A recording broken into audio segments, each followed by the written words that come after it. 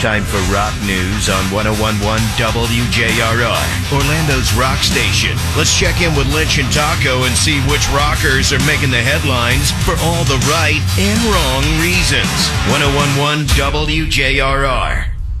All right, figured before we get into the rock news, we give you that Rock the Bank keyword one more time if you try to grab $1,000 this hour. Money, M-O-N-E-Y. Where do you enter it? WJRR.com. And then if you enter the keyword money at our website and your phone rings next hour, pick it up. Let's begin with Pearl Jam news. If you've had us on this morning, you've probably by now heard the new title track of the Dark Matter studio album, which Pearl Jam has now announced an official release date for. It'll be April 19th. Dark Matter, the first single. We're featuring that all day today. The band made a conscious effort to do a more guitar-based album, and I think it's reflected in that tune. The few listens I've given to it so far, I personally like it. I dig it a lot. First time I heard it, I came in halfway through, and I was like, okay, he's just muttering. I do like the guitars. The more that I listen to it, the next time I listen to the full thing, and I'm getting on board with you. Again, April 19th for that. He does sound like he had a little too much wine, though. Andrew Watt, the Grammy Award-winning producer, turned the knobs putting that one together. So look forward to hearing the rest of that in April. We went over this yesterday when it was announced, but it's worth going through one more time. The Rock and Roll Hall of Fame nominees for 2024 were announced. 15 artists. I'll just run through them in alphabetical order for you. Cool. Mary J. Blige. This is her second time being nominated. Mariah Carey, first go-around. Cher, first time nominated. Dave Matthews Band, a second time being nominated. Eric B. and Rakim, first time on the list. Foreigner, surprisingly, this is their first time being nominated. They're ecstatic, by the way. That is a load of crap right there, the first time. Peter Frampton, first time nominated. God. He also is very happy and honored to be considered for to go into the hall later this year. Jane's Addiction nominated for a second time. Kool and the Gang, this is their first nomination. Lenny Kravitz, first nomination. Oasis, first time. Sinead O'Connor, first time. Ozzy as a solo artist, first nomination. As Sade, also a first-timer, and A Tribe Called Quest. This will be the third time they've been somebody at the Rock and Roll Hall of Fame really wants A Tribe Called Quest in there, I guess. Or somebody really doesn't want them nominated. I don't. Or to win it. I said it yesterday. There are a lot more rock artists named this year than I recall last time. In typical Liam Gallagher of Oasis form, when he found out that Oasis was nominated, quote, and he tweeted this out, F the Rock and Roll Hall of Fame, and it's full of bumbaclarts. Whoa, that was a tough one. I'm like, what is that? What is it? This is fantastic. A bumblecart apparently is a Jamaican derogatory term that literally means ass cloth. Okay. Toilet paper here in America. He says, I don't need some wank award by some geriatric in a cowboy hat.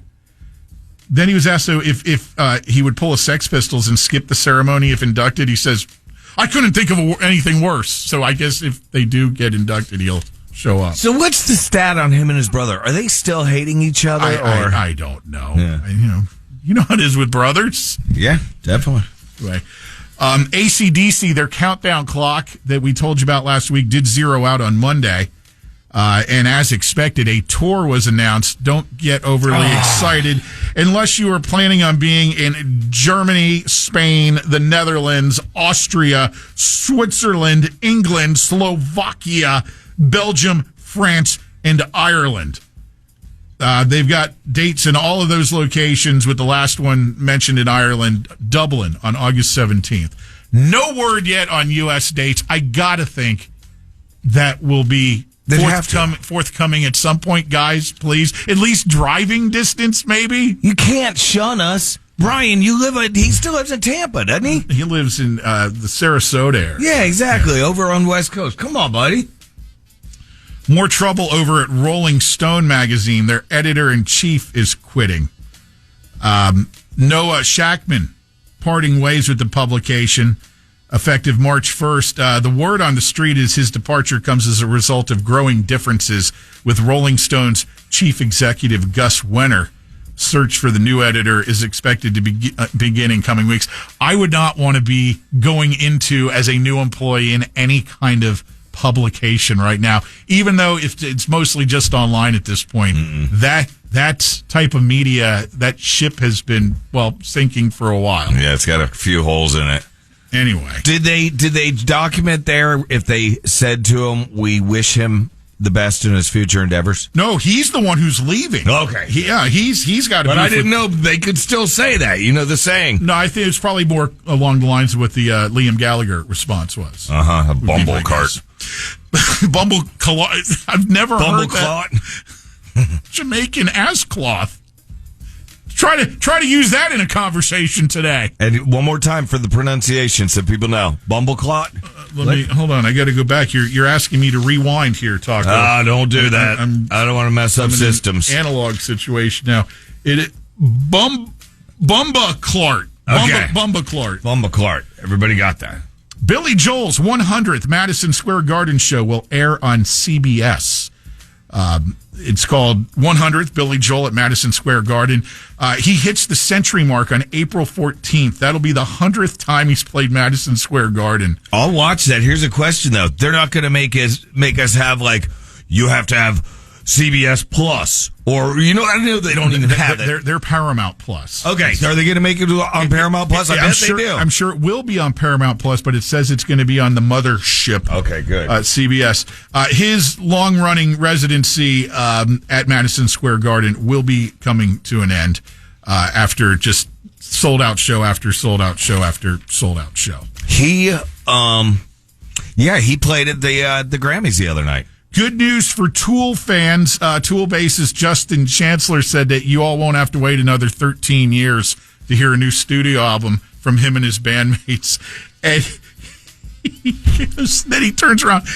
I don't know. I just find this humorous. He goes, Danny, Danny Carey, the drummer, he goes, Danny is 62 now, and there's no thought of taking 13 years if we're going to do it. 75. Right. So it comes down to math at this point. Look, what it is, the only reason why it took so long is because Maynard's a bumblecart. Right. Anyway. I did it. Bret Michaels, looks like he had so much success with his Party Gras tour over the last year. He's announced a Party Gras 2.0.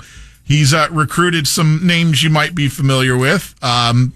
Former Foreigner frontman and now Rock and Roll Hall of Fame nominee Lou Gramm. Ex-Eagles guitarist Don Felder, Twisted Sister frontman Dee Snider, along with country singer Chris Jansen, who Michaels joined for an episode of CMT Crossroads in December. There's only 6 dates for this thing, and none of them are near us, but I'm thinking they may be just testing the waters to see if they end up doing more shows, because that's exactly what happened last time when he put this around. It kicks off in Indiana and wraps up in New Jersey. All of this in July and August. Anyway, that's your rock news, you bumbleclarts. Hey, that's not nice. Anyway, you can't refer to our listeners as ass paper. No, Jamaican ass cloth.